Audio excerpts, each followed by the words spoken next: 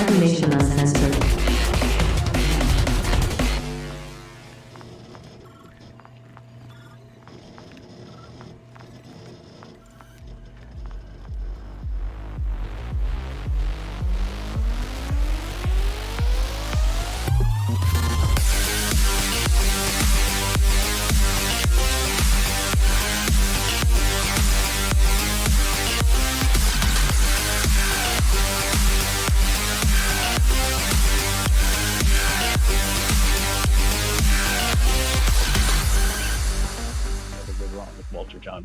No, we can't. But anyway, so welcome one and all to another installment of Tales from the Forlorn Dopes. I am your host, Cyber Smiley.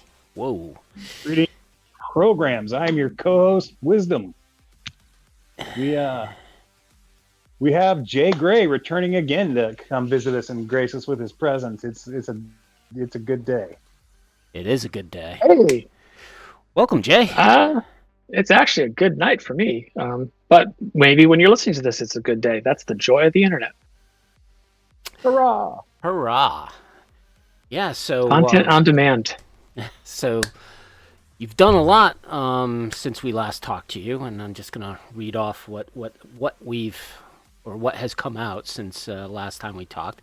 Tales from the Red, Hope Reborn, which we loved, both of us.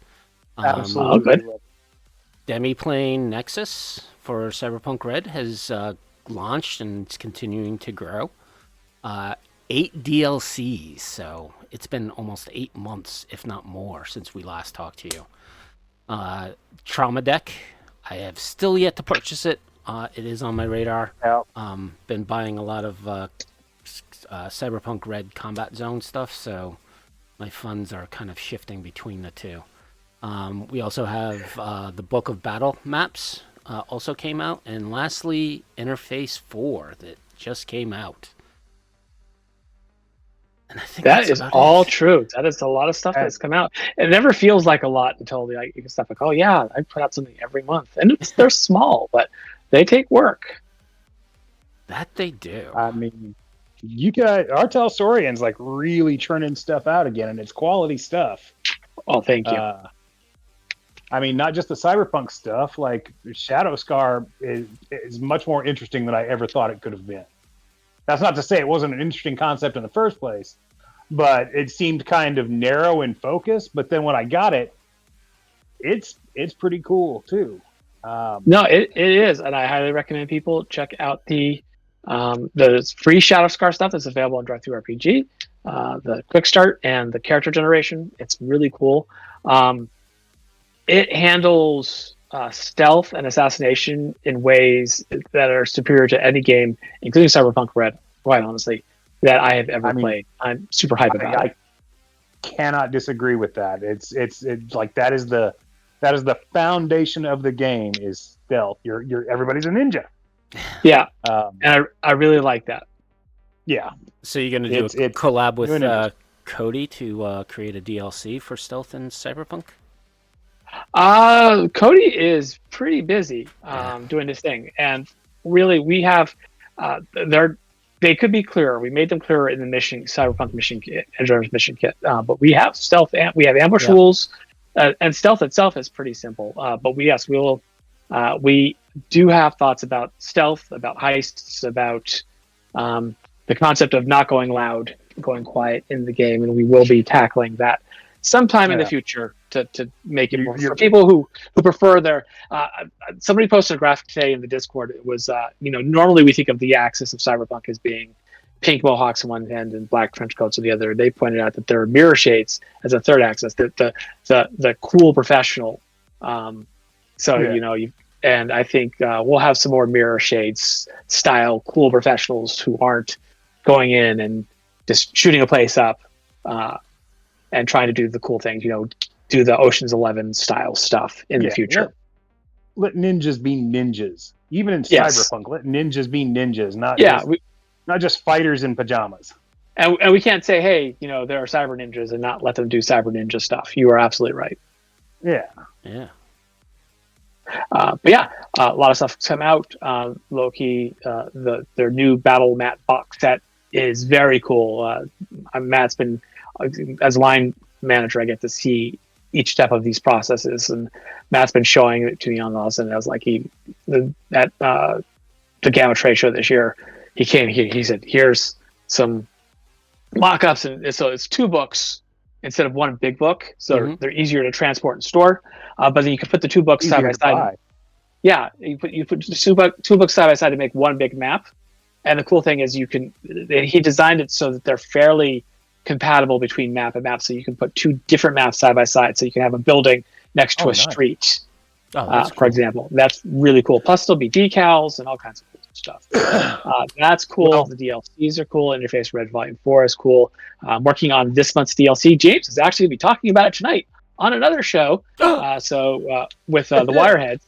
Yep. So you will be able to, after you're done listening to this, go find that to listen to over the next couple of days. Yeah.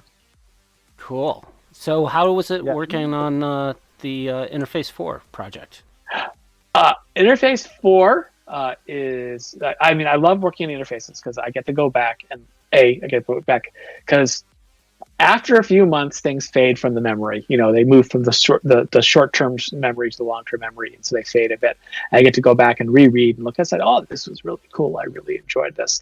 I get to make some changes. Sometimes I make some small changes, like, "Oh, I wish I'd used this word instead of this word." Realizing that, because you never, it's like, I wrote this paragraph and I just realized I used this exact same word 3 times and I shouldn't have. As we put these out in a couple of weeks, and I'm not saying we rush them, but they don't get the same amount of vetting that a full book does. So that's always wonderful. There's always these spaces I get to play with, where I get to put new stuff in, and that's fun. And then the new article is always a blast. For the first time this year, I did a full new layout for Interface Red 4. Normally I stitch the layouts of the articles together. This time I completely we took it out, we got it edited by Carol Darnell, who's always awesome, and then I just did a new layout of all roughly 100 pages, and as a result there are some tweaks. I think it's a little better, and I enjoy the process of layout. It's very zen when it works and incredibly frustrating when it doesn't. But it's fun. I got to go in, and for example, between when we released, this was the mostly DLC for 2023. Obviously, this year we released a new map of Night City for 2045, and for the red period, I should say. And I went in and I said, "Oh, why would I use this old map when I have this new map?" And so I got to remake the Conapps and Studio Apartments DLC with that map. And it's much cooler looking, in my opinion. And as a result of that, I had enough space to throw in 1 new item because of just the way the layout worked, and I threw in a cleaning job. So if all you've done is look at the martial arts because you're thinking, "Oh, I have this DLC," go back and look at the cleaning drawing. That's cool. I did see that. I noticed that. Yeah, I think some of the people in the audience might feel particularly attacked at the moment. Yeah, with the the Black Chrome Plus, we added Omega frames to the linear frame recognition guide, because Omega frames came out after that particular DLC came out, and we wanted to include that. And then I added 2 new garden landing pages. We haven't revisited the garden as a visual element since the core rulebook. The garden is basically all of social media. It's like if you took all the social media platforms on the internet and pushed them into one thing, that's the garden in Cyberpunk. And the garden, so we have a music garden with 4 new albums from bands who have appeared in Cyberpunk Red so far, and one with, I think, 3 new television shows, which are pretty cool. I'm very excited. No one's mentioned that because, martial arts is so overwhelmingly exciting. I understand, but I promise you, ruling for it. Yeah, there's some cool stuff. You look at the ancillary stuff once you get done. Yeah. The combat zone things and the Great River. There's a lot of cool little new lore in there. That's very exciting. Yeah, when we had James on last time, he said that there was a couple of things that were added to it, and of course I've was like, oh, what did he add? What did he add? So I actually pulled up all the DLCs and compared each, and saw the changes you made from editing as well as the cleaning bot. And gotta love shower in a can. Oh, One of the most useful things in Cyberpunk game. Shower in the can. It's just there's some things, especially from 2020, that just I like to think shower in a can basically smells like an Axe body spray that actually kind of works. Yeah. It's like I imagine that there are like 30-minute long shower in a can commercials with like the Old Spice guy. Yeah, just all Terry Crews sitting on a horse telling you how cool he is. Yeah, or the Dr. Squatch guy, yeah. Well, in my game, I actually took shower in the can and took it one step further, and basically it was a supplement to get rid of DNA from a scene. Oh, see, that's clever because nanites in there. It does burn off your dead outer skin cells. So that is a fascinating. That's a nice. Okay, if you're listening, shower in a can with a tech upgrade to destroy DNA in a crime scene. That's smart. Yes, because you don't want the NCPD knocking on your door later and saying, "Are you blah blah blah? We found your DNA at this scene of 3 dead bodies. Care to explain?" No, but I'll go get him. You stay here. Hold on. And the trick is, if you have an SIN in Night City, they have your DNA on file. Yeah, that's why you always want to be a 0.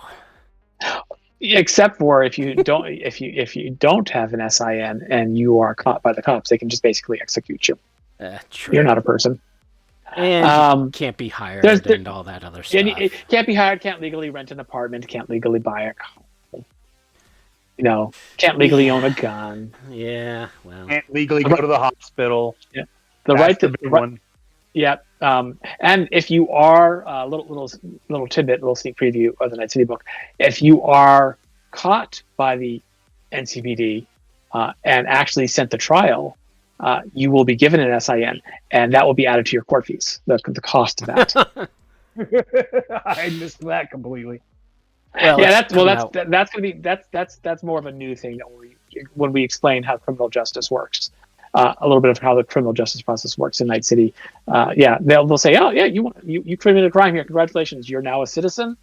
You owe us money for becoming a citizen, and we will take that money in forms of fees, or we'll add on additional labor to your sentence so you can work it off, or however, depending on the severity of your crime." Right. Makes perfect sense to me. Yeah. So it also shows a little bit of lore about Shatan. Yes. And some cool art. The cover is by the amazing Dolan Pondsmith. Dolan did a DLC cover for us a little bit ago, and people responded so favorably to it. We asked Dolan to come back and do this cover, and Dolan and James worked, and Winter J.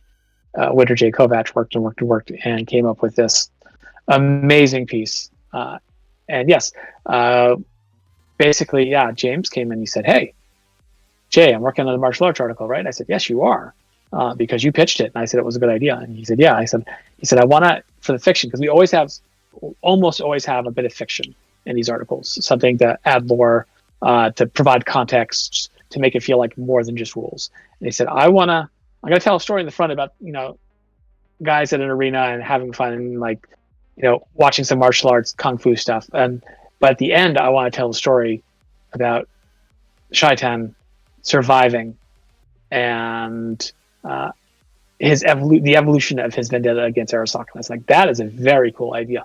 Let's go talk to Mike, because that's above my pay grade. And we went to talk to Mike, and Mike said, "Yeah, that's fine."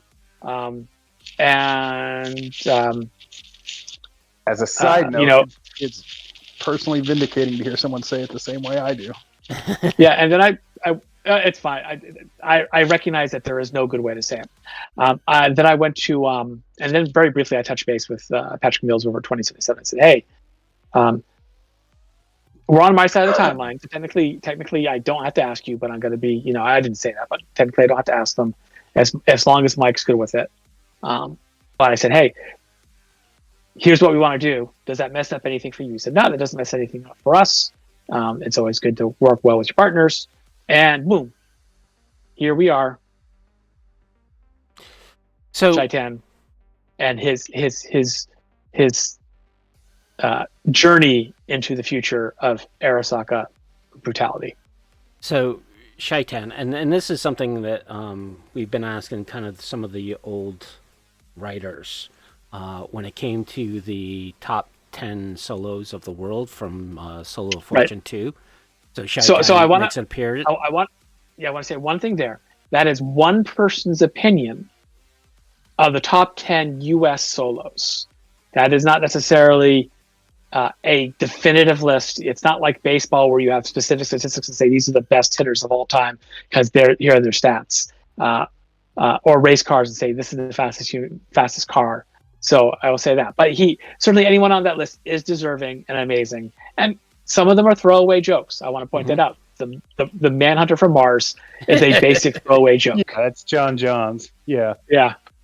But you've got your female Judge Dredd in what's her face, the NorCal executioner. Yeah, the NorCal. Sarah is awesome. I love Sarah. She's one of my favorite characters in Cyberpunk. So were those she only ever appeared in those? Susan Forrest. Susan Forrest. Yeah. Yes, but I'll point out when you're going in I think I've said this before, but when you're going into the bar in 2077, spoilers, with Jackie, and Jackie's saying, Adam Smasher, Boa Wayland, Susan Forrest. Yes. Yeah. She is clearly a legend. Gave you the clearly shivers all the way down to your toes. Yeah. She is clearly a legend in Night City, and her that goes far beyond her period of primacy, whether she's alive or not. I cannot confirm. Right. I always thought Boa deserved better artwork. Yeah, and that's kind of the trick, isn't it? Is that some characters show up because they show up in quests that are iconic. Like Morgan, if you think about it, we have his quotes. We had this one book of his that's a bunch of weapons. We said in quotes in 2020 that, hey, Morgan Blackhand is he's the guy that wrote the book on being a solo. But the fact that he was there at the end in Firestorm is a big thing. But also, I think in general, Cyber Generation, the four characters that made it to Cyber Generation as iconic mentors, I think that did a lot to cement them in the thought process. Most definitely. But there are a lot of other really cool characters. There's hundreds of really cool characters who deserve more time, and they show up in Red once in a while, like Brain, who you had one appearance in Edge Runners Inc. And now he's showed up several times in Red. That's important. Or Lydia, who only showed up in ads in Solo of Fortune, is now a major fixer in Night City. Oh, so I didn't make that connection. I wanted Haruko Kanawa from Land of the Free to survive her encounters at the end of Firestorm. Yeah, the off-brand major. Yeah. I mean, she predated Major. Like, Land of the Free came out before Ghost in the Shell, didn't it? Maybe not. Not the manga. Definitely not the manga. No, manga came out of right. My timeline gets so messed up in my head. No, it's fine. So yeah, to Lydia. So if you go into the Solo Fortune books, you'll see that Midnight Arms has these ads, and this very anime drawn young lady is there saying, Lydia says blah blah blah. Yes. And then if you go into Woodchipper's Garage, which is one of the DLCs we released fairly early on, there's a point where Woodchipper's talking about Midnight Arms. She says, "Yeah, they never pay me for my modeling work." That's nice. Beautiful. So I love that. Yeah, we have fun. I love digging back into 2020. I apologize because we've gotten way off track. But I love digging back in 2020. I love the fact that we now have enough Red lore to dig back into Red lore and do callbacks and make established characters. Absolutely. I love that I have this wide palette to draw on. I love that I can draw backwards from 2077 as well, and do things. I love being in the middle I know this is weird, but because people, when we came out with 2045, Cyberpunk, right? People were like, well, why aren't they doing 2077? That's the thing everyone's going to know. And A, this was a story Mike wanted to tell, so this is the story we're telling. Yep. But B, it's fun to be in the middle, because when I'm in the middle, I can draw in 2020, I can draw in 2077, I can make up new stuff. We have all this space creatively that we wouldn't have in any other time period. It's fantastic. Absolutely. Right. You can just grab from anything at this point. We really can. There are new characters like the bag lady from who first showed up in 2013, a fixer who pretends to be like a homeless woman. Used her plenty of times. Absolutely. And she never really shows up anywhere else in lore. And someday I'd love to do something with her, because she's such an interesting concept that never got touched. She knows everything, and nobody ever messes with her. Yeah, no, that's a lot of fun to do. To do this, and and just say, yeah, here's this one character, and I used to do this with when I was doing role playing, like comics and stuff, where we were like, we're all gonna play kind of characters, and someone would be like, I'm gonna be Thor, and I'm gonna be Iron Man, I'm gonna be this character who showed up for one issue and has no backstory, because I can do something with that more than I can do with Thor. True. I'm gonna be Mad Hetty from the Sandman Hellblazer comics. Mad Hetty is super cool. She was super cool. Just this homeless chick on the streets who knows everything. Yeah, exactly.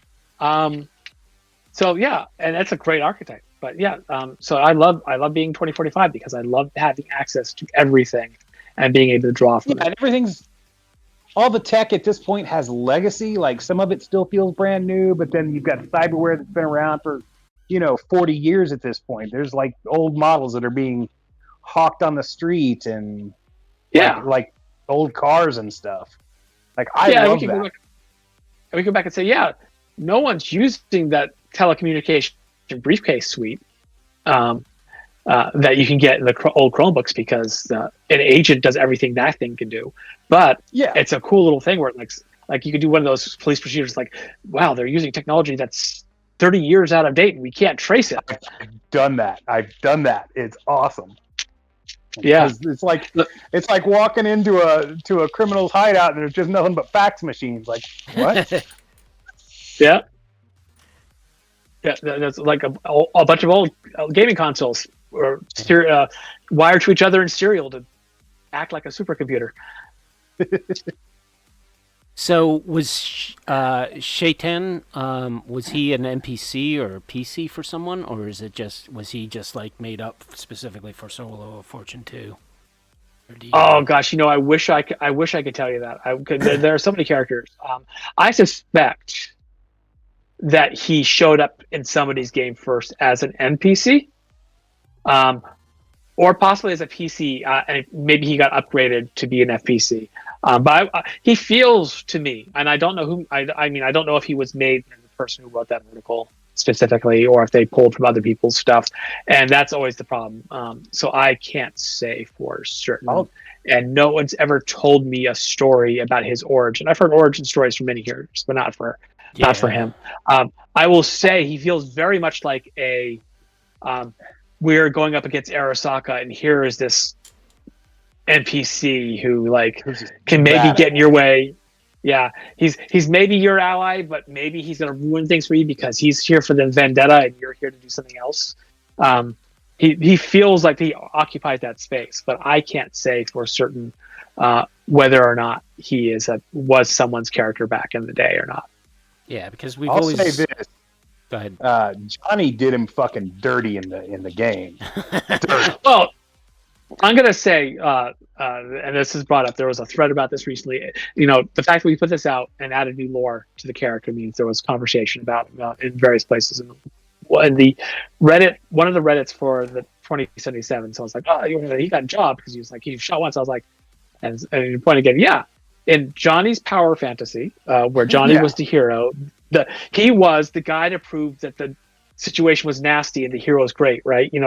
That's like the comic trope 101. Yeah. It's like the bad guys take out the nastiest person in the room to prove the good guy, the hero, is even better. He's also the first sign you get that Johnny is a completely unreliable narrator. Mm-mm. Oh yeah, That was that, kind of brilliant. that FBC is shot once in the chest and goes down. Yeah, absolutely. The I mean, NPC the who, first time. like, comes out and picks up his dead body, that guy.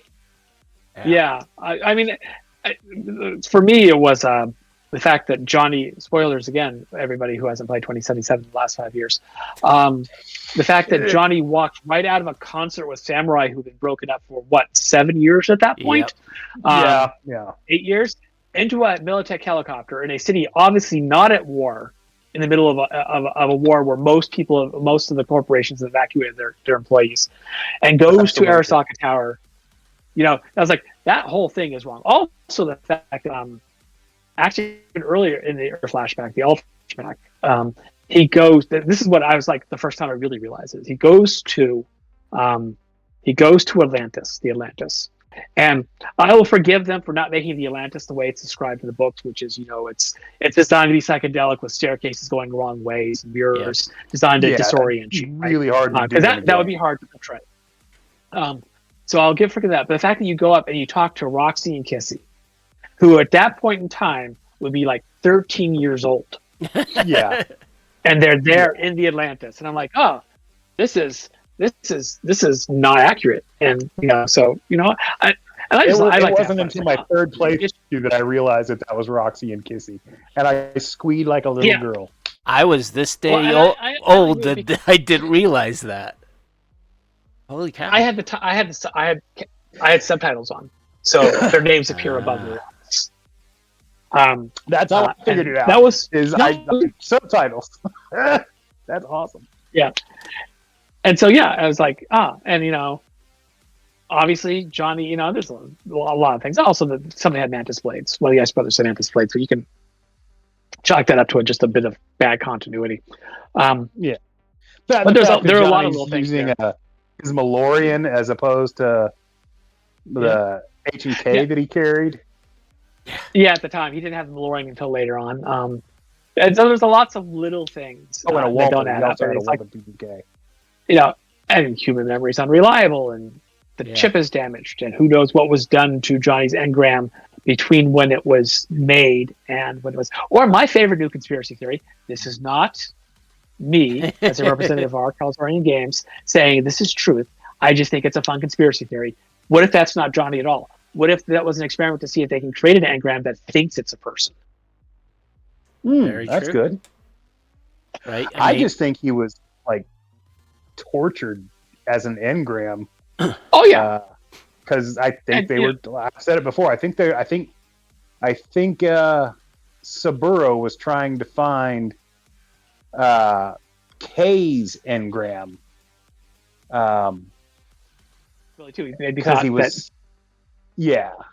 Johnny would lead them to Spider Murphy, and Spider Murphy would lead them to K. Because you're right, K's engram is in theory still out there. But it's also, if you think about it for a second, you know, Johnny's got an ego, but you know, before even and Mike said this too in 2012.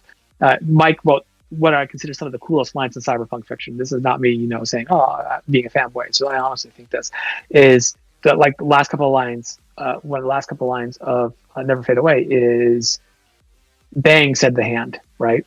Yes. You know, the hand Bang said bang. The gun. Bang said the gun. And, you know, so Johnny was clearly showing signs of cyberpsychosis even before then. So, you know, he went through hell in Central America way too young. He came back and got into drugs, and, you know, we've all seen the tropes of a celebrity gaining power and going wild with it. You know, it's plus, like, you know, it's like the effects of trauma and drug use together, like that's just a nightmare waiting to happen. First zero generation cyberware. You realize his first cyber was zero generation cyberware. So yeah, test subject stuff. Johnny is messed up. So even before he was an engram. So yeah, which, you know, and then there's a question of whether Johnny the engram is Johnny, because technically speaking, that's a copy of Johnny's brain and not Johnny's brain downloaded. And, you know, that's how files work, right? It'll give you a headache if you think about it too much. Yeah. If you go through the transporter are you still you, or are you a copy of you? You are a copy of you. Your relativity theory makes my brain hurt. But also Yeah. with So- AIs, coming up with a simulation of what they know about Johnny and trying to reconstruct him, to create a double. Yeah. Like what they did Yeah, with Yorinobu, right? In which he Yeah, was... Yeah, that's the real kicker. Is like I think they only brought him back because he's all they had. Yeah. I mean, and there is, Like, and I I it mean, I makes think no officially, sense otherwise because they hated each other.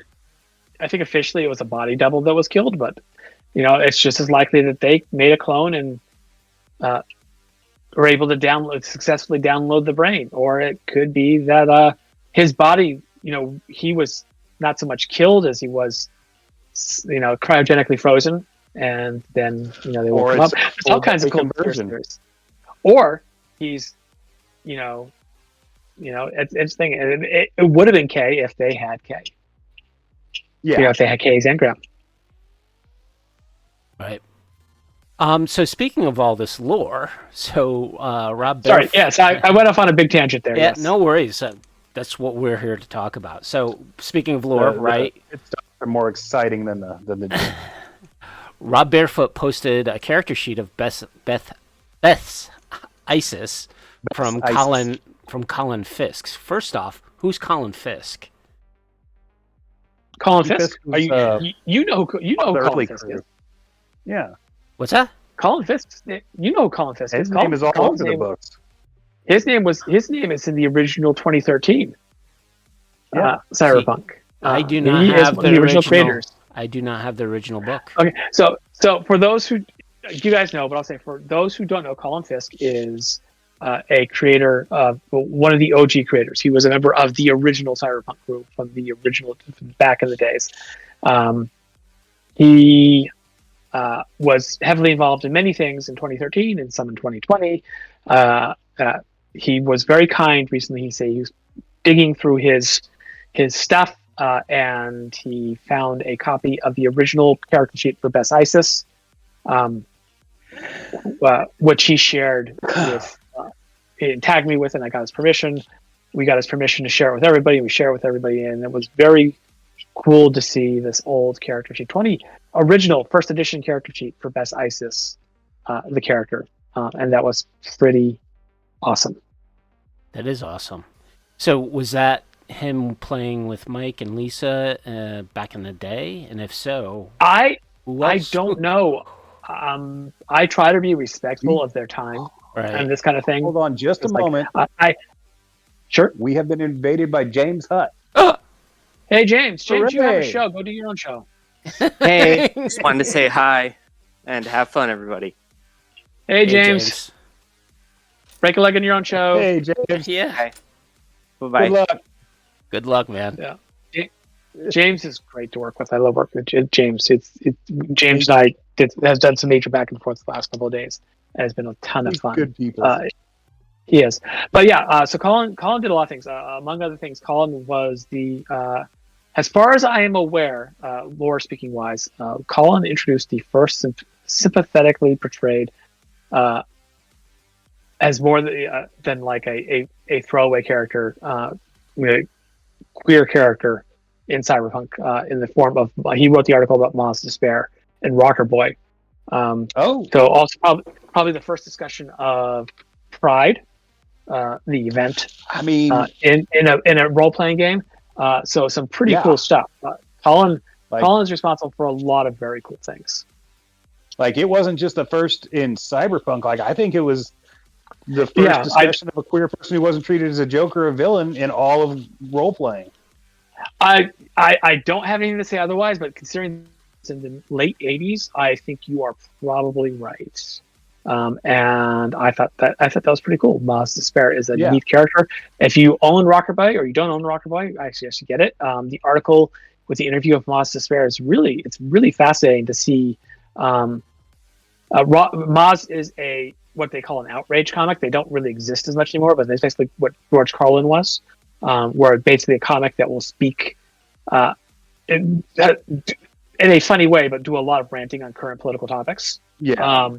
And it talks about how why Maz's origins. It's like a character background for a character. Yep. Someone you can see someone clearly might have played. And so it's a great article, and it's a great example of the versatility of the Rocker Boy role very early on in the game's history. Absolutely. And for everybody out there who hasn't picked up Rocker Boy and who's interested in Johnny Silverhand, Samurai, Best Isis, this is where you get all the information on all those. This is where the majority of the lore comes from. So, yes, yeah. If you care about that at all, go pick up Rocker Boy and read that. Oh yeah. Rocker Boy is where we first learned things like a lot about Carrie and Johnny's background, about the Samurai, about Best Isis, about Best Isis was dancing them. Throwing her abusive husband out a window. Allegedly. Allegedly. No, it's not allegedly. She was convicted for that. She went to jail for that. That's what caused Samurai to break up. So there's a lot of cool stuff there. It is the home of the infamously titled Hitler Was a Rocker Boy. Yeah. And it's also, I think, where we really first explored brain dancing. Yes. Yeah. It's probably the most comprehensive history. Yeah, probably the most comprehensive exploration of brain dancing we've done ever. I mean, really, it was the only exploration that brain dancing was just kind of treated as like a background thing in everything after that. Yeah, like they about prisons having brain dance programs or there being brain dance arcades.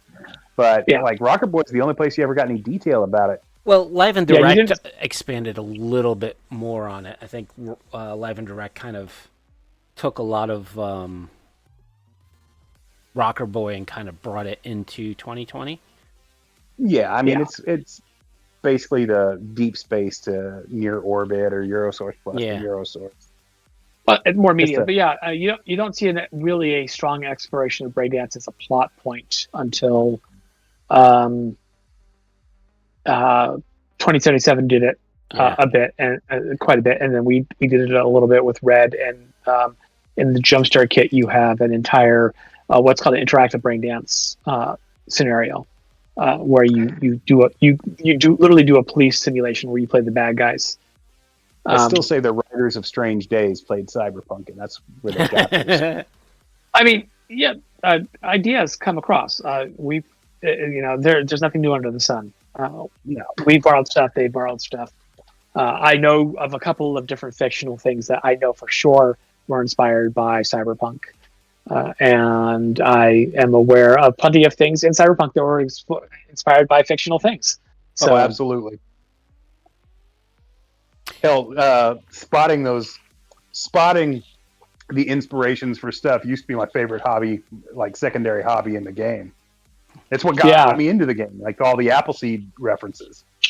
Yep, and you see that, especially the first thing you'll see is I remember going through the original 2012 because wow, that looks exactly like that guy from Appleseed, because that was, we draw rabbit ear sensors in Cyberpunk as little rabbit ear antennas because of Appleseed. We have bioexotics because of Bubblegum Crisis. All those. We have bioexotics because of Dominion Tank Police, and because Puma. the original Puma sisters. We have a lot of interesting, really cool stuff. I mean, like you said earlier, Susan Forrest is obviously inspired by Judge Dredd, and we have a major Arasaka operative who is probably inspired by Ghost in the Shell. Got Roxy and Kissy, who are the dirty pair. Yeah, they are the dirty pair. We have I mean, Forlorn Hope is nothing but it's basically 7 movies or television series turned into cyberpunk missions, which is cool.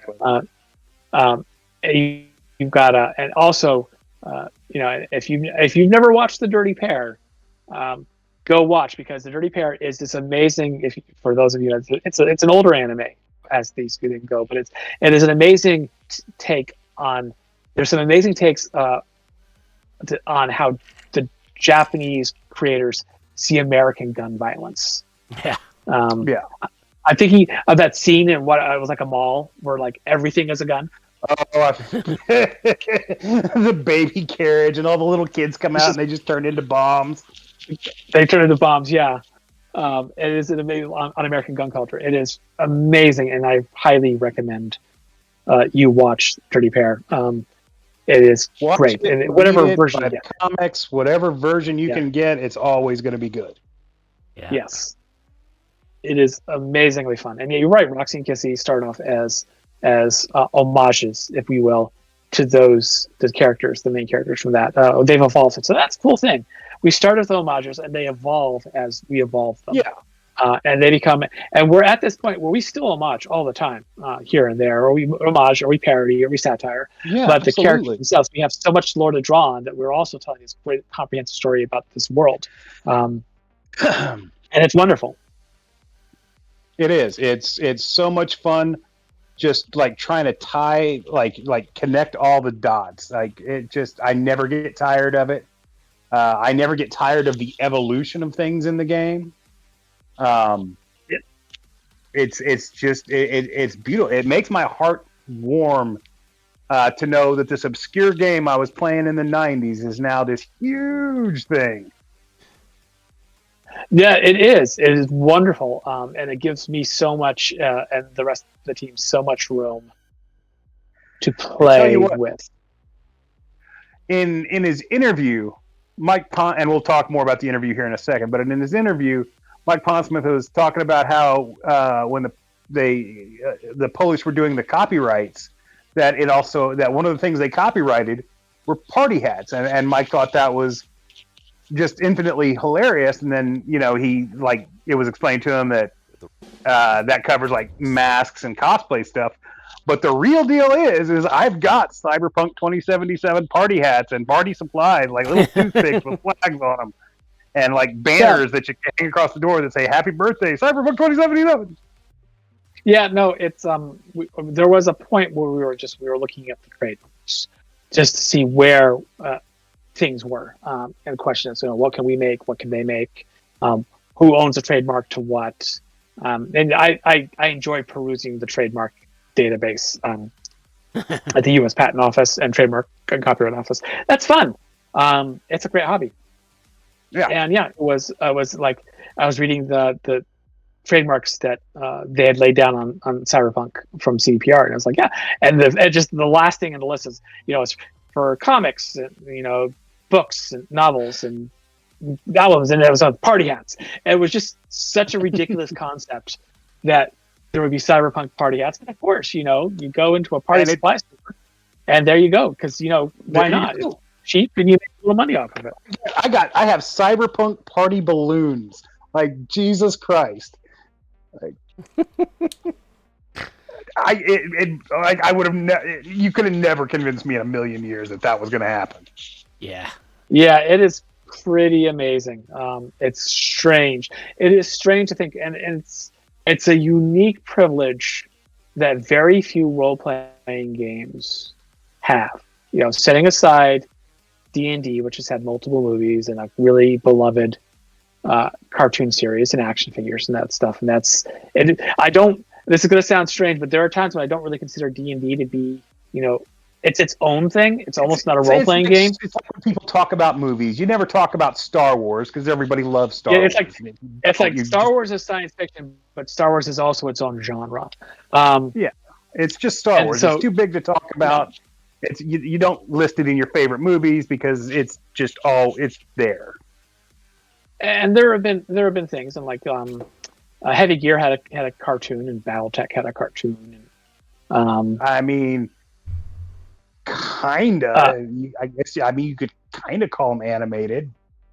Kinda. Yeah, and BattleTech had MechWarrior, and actually one of the I actually played the Infocom game, Crescent Hawks, which was really fun back in the day. There were these things, but no role-playing game has yet to get to the point where here's a AAA video game, here's an anime. not counting Record of Lodoss War, which is based on a It's the other way Japanese around. role-playing game. Yeah. But yeah, it's this amazing thing. As I was watching Shangri-La Frontier, which is a cool anime, and there's this point where they're in a gaming store. It's mostly video games, but they have some role-playing games, and there's the Cyberpunk Red Jumpstart kit on the shelf in the background. And I'm like, what? That can't be right. So I was like, what are you doing?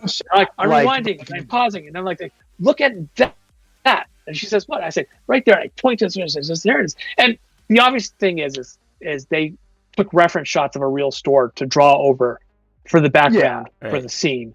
And it was on the shelf. And so they, did that. And maybe they even ran it through a Photoshop filter. I don't know. But the point is that's cool. Actually, one of the coolest parts of my job, this is a completely separate tangent. One of the coolest parts of my job is when I get, it's really neat to see work I've done and work our company has done translated into other languages. And there's something I've seen Cyberpunk translated into Polish, into Slavic languages, into Japanese, and it is a trip because I am an 80s kid, and an 80s kid, and some part of my brain will always be Cyberpunk is English and Japanese on the same street sign. So seeing and in Japanese, a lot of times what they'll do is they'll translate the English of a title. They'll leave the English of a title there and they'll put Japanese around it. And that looks so cool in my brain because it was conditioned to think like that at a time. It is amazing. And honestly, I'm honored that a culture that has produced some of the most iconic cyberpunk in the world thinks the cyberpunk we create is worth translating and sharing. Yes, definitely. I mean, at this point, it's pretty much a 50-50 give and take. Like, like us in Japan are the like powerhouses when it comes to the genre, and that's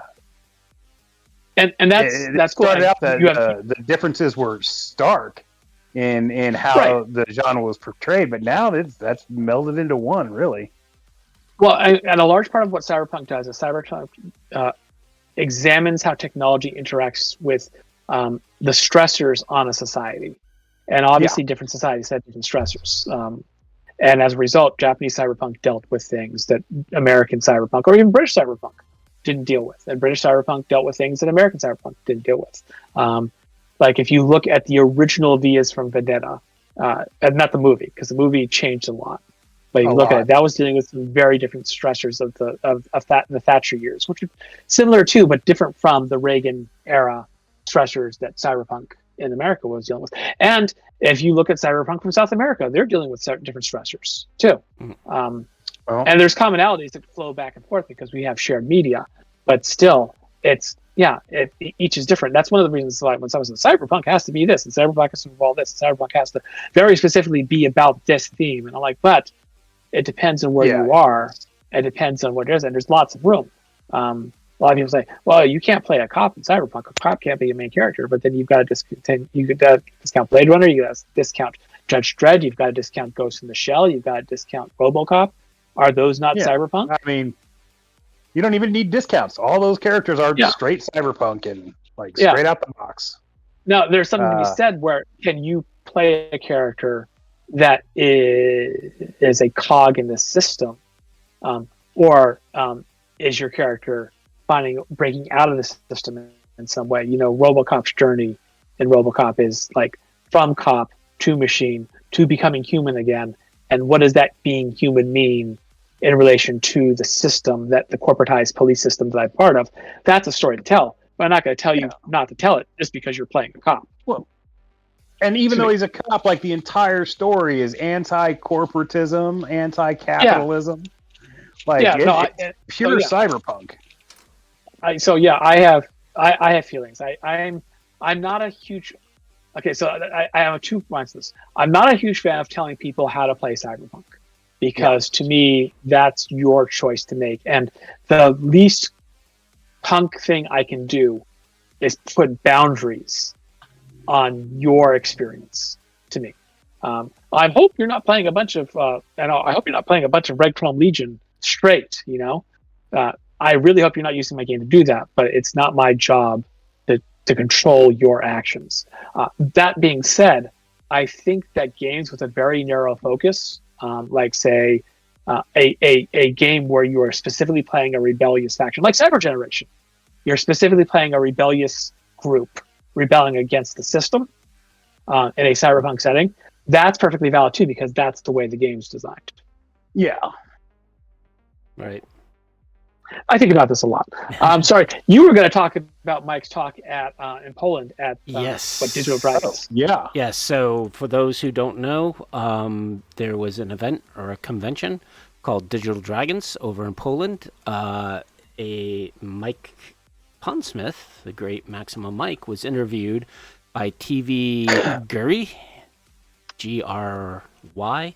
I posted the link to it. I think everyone should be go and listen to it. So, that interview, basically, Mike mentioned you, Jay, as kind of like the cyberpunk guru, lore master, and how Creative force to be reckoned with. Yeah. Oh gosh, that's very kind of him. And yeah, we were hoping you'd seen it so we could knock you down a couple of pegs, but we're just going to pick you back up right now. By all means. I'll say I truly appreciate it, but I do not. I mean, obviously, I do the job. I do the job as best I can. Right. Mike is. I want to make it very clear. Mike is still the final word when it comes to cyberpunk, and we talk all the time.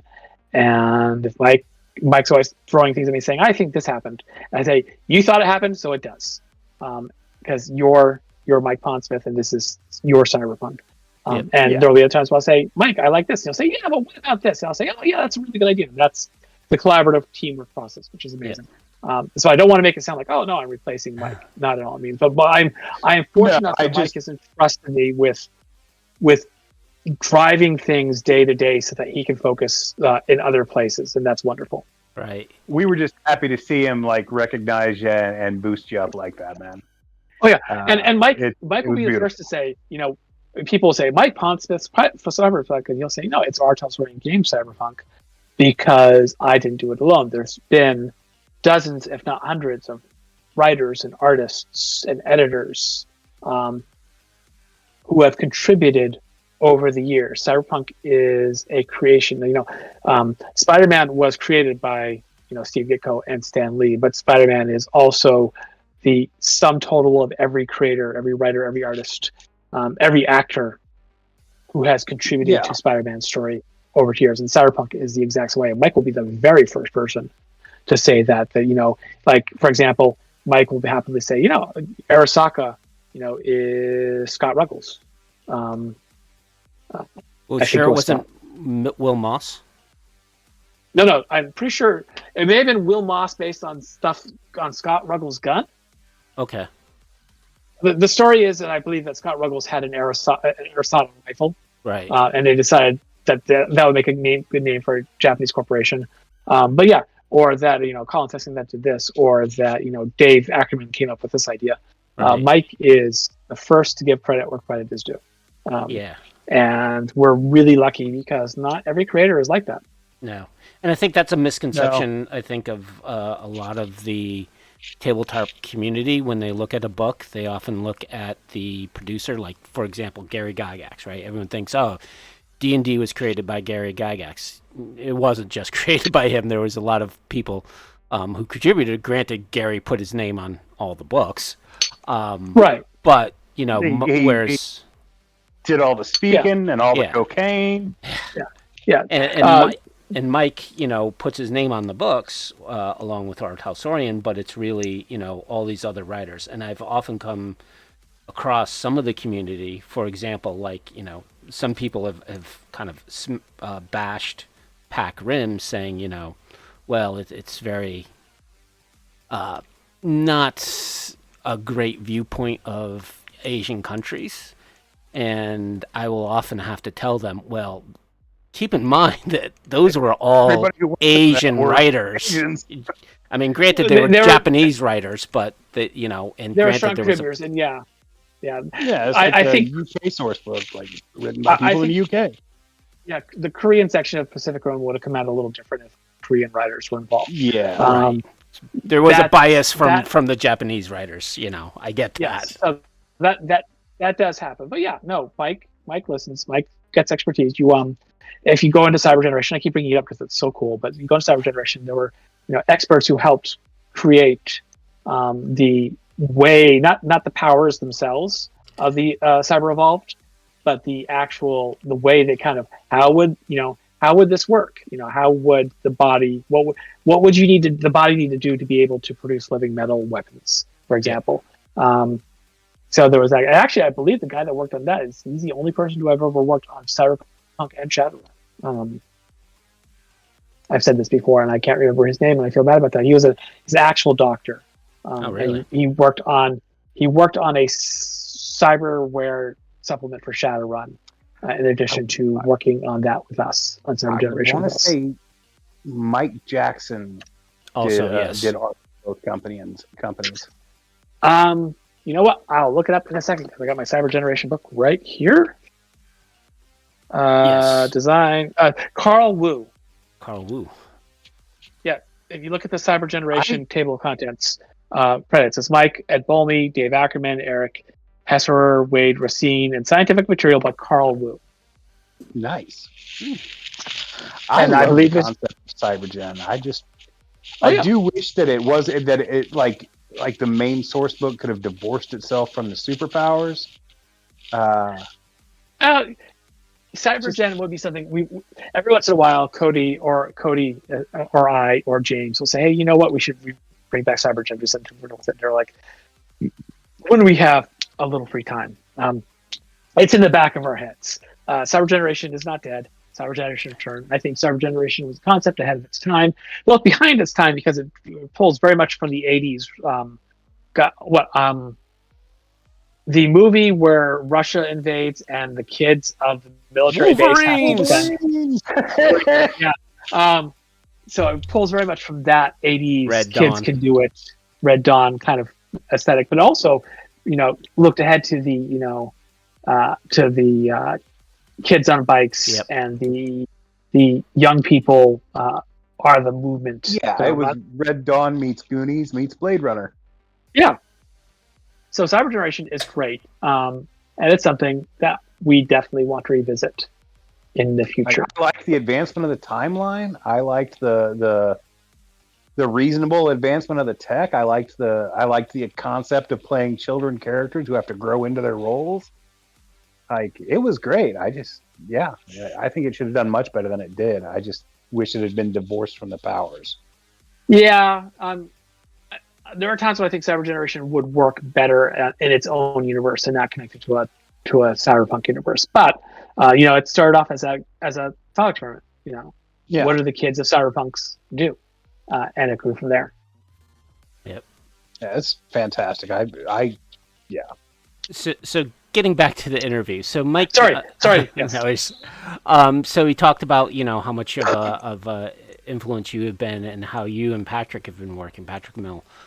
Right. Around collaborating with Cyberpunk, especially in the supposed new project. I'm not going to talk about the specifics around that, but are you having fun collaborating with them and like coming up with ideas and bouncing ideas off of them, or is it more like this is what we have and they kind of give you back what they have?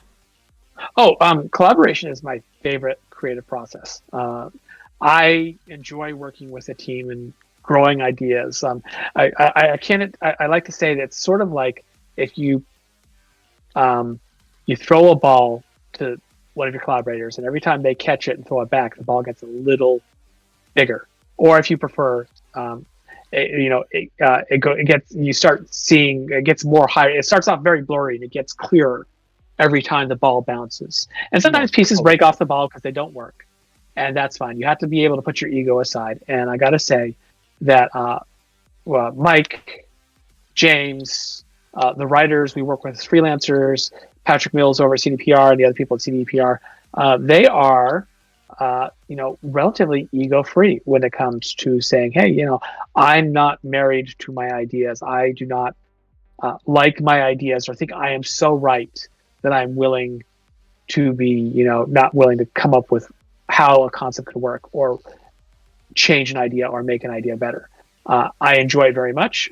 It is very much a two-way street. There are times when they'll email me, Patrick will email me. It's mostly through email. We have meetings too, but time zone differences because Patrick's in Poland.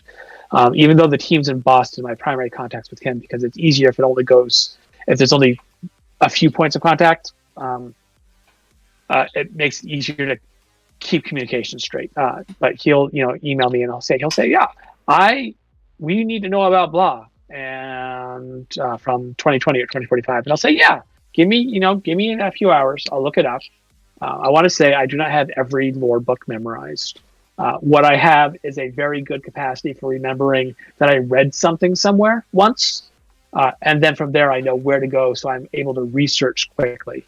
And I'll be okay. Here's a list of all the blah that you asked for, or he'll say, when did blah happen? And I'll say, oh, here is according to this timeline, it happened then, and it works the other way too.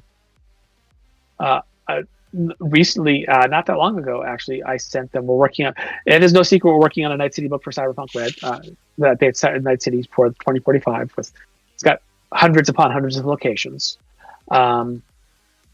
And one of the things I did is, I talked about earlier, drawing forward from 2020, which we did, and drawing back from 2077. And so there was a lot of going into 2077 saying, okay, what from 2077 existed in 2045, and do we have to account for it? We don't account for every building in Night City in this book. What we do is account for some cool buildings, some important buildings, some cool Easter eggs.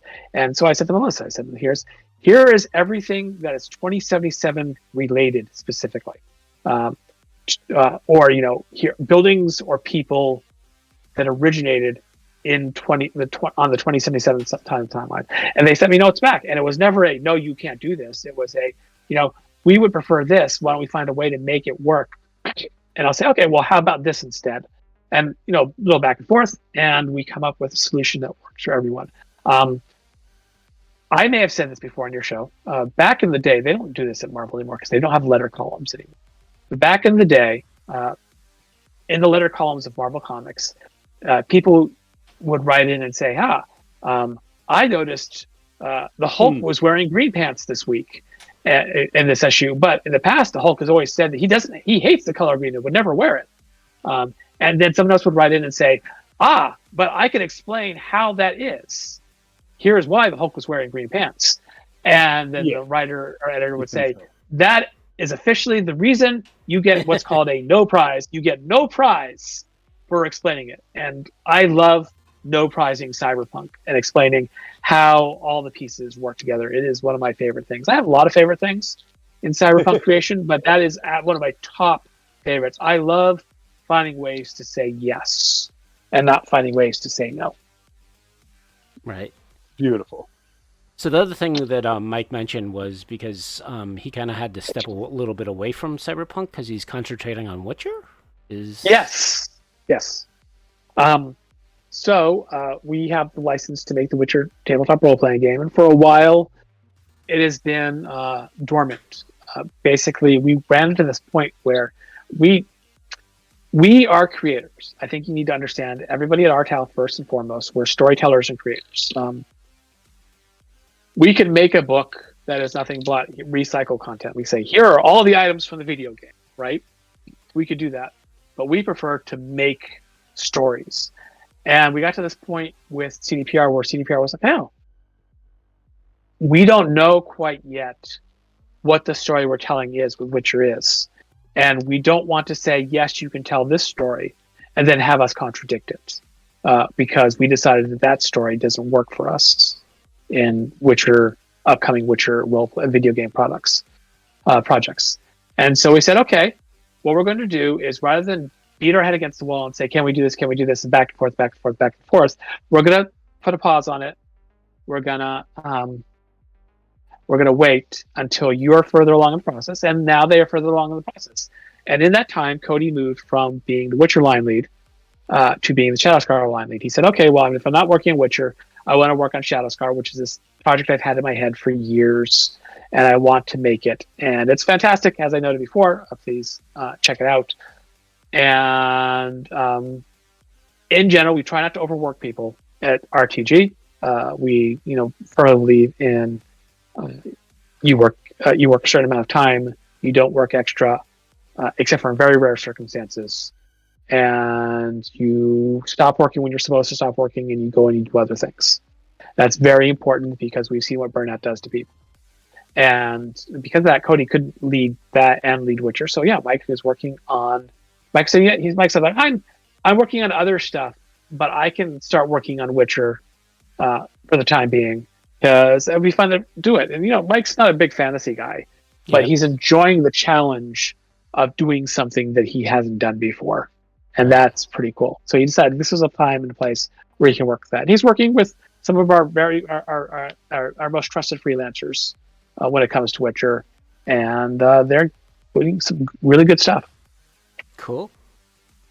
And the last thing I want to mention about the interview was Mike mentioned something about Johnny and Rogue around a possible love child, and was wondering if that is now canon, or is that just a rumor that Mike is making up? I mean, it's coming out of his lips. It's going to be canon whether he wants it to or not. I'm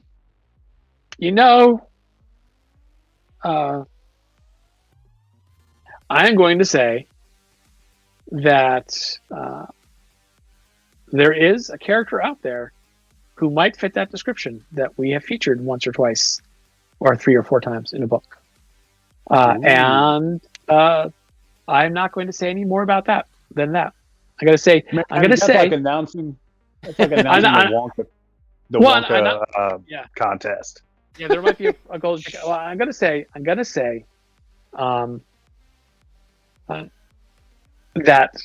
the question of if Rogue had a child and whose child that is one of the great questions of cyberpunk, and it is one I actually know the answer to, and I'm not going to share it because I would prefer you to conspiracy theory yourself away for it. I'm going to say is people forget this. People forget that after the Arasaka incident and the concert Johnny threw and the death of Alt Cunningham, the Atlantis crew went to Mexico and hung out with the Aldecados for quite a while, and that's where Nomad Aldecado became Nomad Aldecado and not just Nomad. He became a member of his people, and he eventually rose to a leadership position because of that situation, because of that time spent with them. And so, the question of does that character exist? Is that character around? You never know. It is possible. Nice. Very, very interesting. Yeah, when I heard that, I'm like, what? Had to pause it and rewind to make sure I heard right. In the video game, I was sure it was Santiago's kid. But then she started acting all weird about it, so it left that open. And then Mike comes out and basically confirms it. Yeah. I mean, love and as far as love triangles go, Rogue and love quadrangles really love. Polyhedrons, Rogue and Johnny and Nomad and Alt and Carrie. They all make it. It makes for an interesting and messy time, and none of them were saints. Yeah. There's a whole lot of DNA getting thrown right there. Yeah, all figuratively and literally flawed people, and any one of them could have a casual, not casual, fling, cheat on relationship. So you never know. And maybe Johnny's kid doesn't know they're Johnny's kid. That is quite maybe possible. Somebody with black scraggly hair who,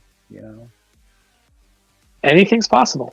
But that's all I'm going to say about that. Let the conspiracy theories commence. I am not going to confirm or deny anything of the like. Oh, that interview has caused a lot of conspiracy theories, especially when Mike mentioned the second city being Chicago-like, everyone's like, "Oh, Chicago's in the game." Like, no, that's not necessarily true. Yeah. That No. that is not a subject I can speak about. I know. I know.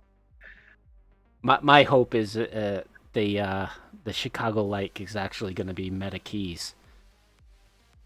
I would like to see that because that is such a cool setting in the universe. The meta key is a great concept. Float cities in general are very cool. Deep downs are very cool. I like them both as concepts. There's something really cool. There's something really neat about an isolated setting that only has a few points of contact with the outside world. That you can do a lot of cool cyberpunky things with that. Arcologies are cool for the very same reason. Yep, and they're also perfect for computer games because you have a very limited area to create and expand upon. So that's why my hope is for MetaKey. But I mean, you think about Night City is the same way, right? Yeah. Night City is surrounded on all sides by void, water on one side, scrubland on the other. There's not really it's not like in a lot of cities, in regular cities, you go from one city and you're in the other right after a 5-minute drive, and that's not true of Night City. That's on purpose. Similar to that's Las just Vegas. Cyberpunk's like that. Yeah, Cyberpunk's like that in general, right? Because people concentrated in urban centers and the rural areas died.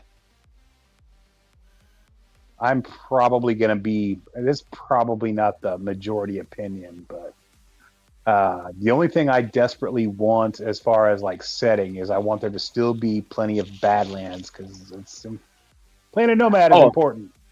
Oh yeah, Nomads are great. Nomads are what I think. Nomads, and this comes down to, when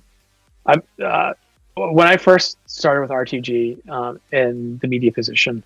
There was a lot of why doesn't Cyberpunk talk about modern concepts, problems like global, climate change? I'm like, dude, go back and reread it. We turned the Midwest into a dust bowl in the 1990s because you know what? The ozone layer is gone because no one ever banned CFCs. So climate change was accelerated. If you look at does the map at Home of the Brave is nuclear fallout, rock strike, bioplague, and so that is a great concept, and there's so much room. And then Nomads, it's a wonderful concept to play with. I love Nomads. I think. If there's anything I love 2077 for is because how much people really love Nomads. And because honestly, of it. I believe that the Nomad path is the best one to take because you're learning the city at the same time your character does. I mean, that's a corporate or a street kid. Like, it's weird because you should know this shit already. Yeah, I mean, and you don't know where V was stationed before. Were they always in the Night City thing? They're there long enough to know Jackie in the corporate version, and in the street one, V's been in Atlanta for a while, and so doesn't remember the way things work. And but yeah, I agree with you. That is, if you want to I learned the city while V is learning the city, that's a great way to do it.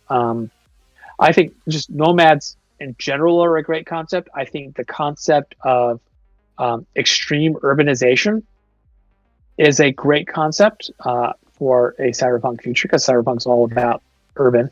But the nice thing is it also gives you room for cyberpunk western. Exactly. Right? And cyberpunk noir.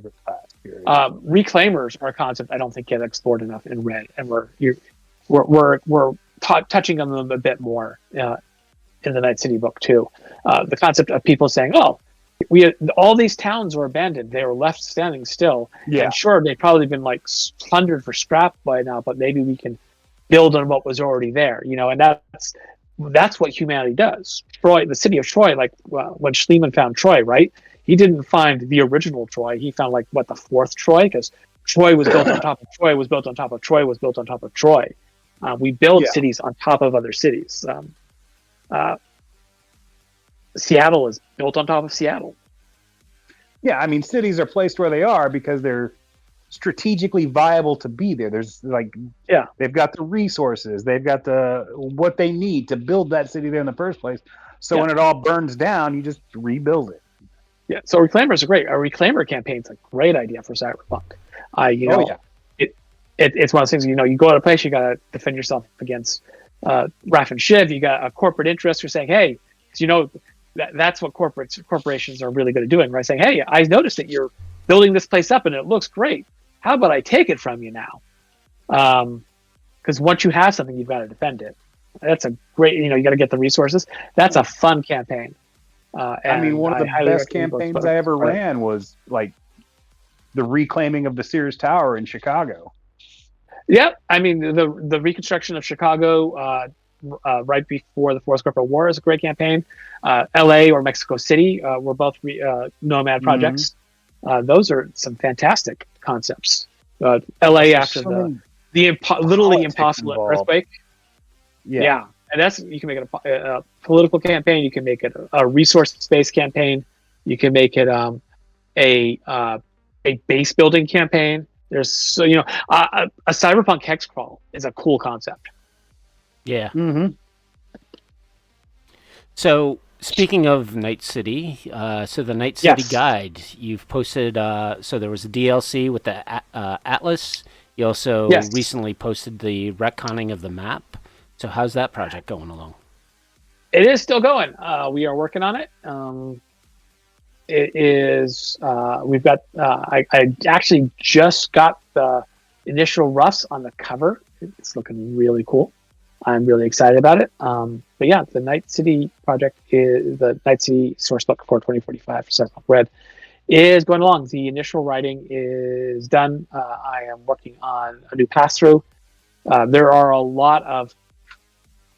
In the last 5 years, we've released a lot of lore here and there, and it's been great. But one of the problems of releasing lore in patches like that is I've got to, collect it also in one place and make sure I say X here and I'm saying Y here. And then even still working with so many writers, I've got to make sure that if writer X said this character is doing this and writer Y said this character is doing that, I've got to make sure I got to decide which writer is correct or how that character can do both things. So it is something we're taking our time with to make sure it is the best book possible. I am fully aware, everyone at RTG is fully aware that Night City is quite literally, and I say this with, I thought this before I came to work for Artel Zorain, I still believe it. It is one of literally the best role-playing game books in existence. And so that's quite a legacy to live up to, and we're working really hard to live up to it. And at the same time, not just be a copy. Right. What's the joke I saw the other day? How do you make Star Wars fans happy? You make something completely different, but exactly the same. Yeah. We want to make something that feels like it tells the story we're telling in Cyberpunk Red, and it's a story that's evolved from there is very little manufacturing and very low shipping to we've started saying there's local manufacturing and regional manufacturing and these nomad roads, and I use road in the same way that we used to say Silk Road back in the old days of Europe. We have these roads, routes that nomads travel, and they're not super carriers. It's not like a container ship's coming in with 1,000 containers full of stuff from China, but it is boats coming in with 100 containers full of stuff, and that stuff gets filtered to the market, and people with money get it first because that's how scarcity works, right? The PlayStation went to the scalpers first, and then to the people who could afford to pay the scalpers. And eventually, there were enough to satisfy demand, and other people got them. But that is happening. There are actually multiple manufacturing centers, regions in Night City. There is the Haywood Industrial Zone, where there are plants, and then the more Japanese corporations have industrial zones in the north of Watson. And so things are being made and things are being imported, and it is slowly getting back to normal. By 2045, we're at the tail end of the Times of Red. You are starting to see corporate shipping again. And that's actually a issue, as the nomads are not happy to share the roads with Continental Brands, who refuse to deal with the nomads. Continental Brands is shipping its food using its armed shipping and truck fleets, and they're not particularly happy. focus of many a Nomad campaign for me. Yes. Yeah, and so the Nomads are like, well, this is our road, because the Nomads are fully aware that the moment they're not providing an essential service, they're going to go from being they're going to go back to being pariahs and within areas, and day labor, and not where they are right now, where nomads have nomad groups have seats on the Night City Council and power in other places too, but we're focusing on Night City. Yeah. Derek has, I was luckily to be in some of his game before the whole group fell apart, but he was having a concept of like the various nomad markets scattered throughout, and basically there was a highway in which the nomad clans would follow throughout the whole states. Very detailed. and that's one of Mike's large concepts, is that nomad road. Is there are very specific roads, because we're back to the days of colonial trading, right? Where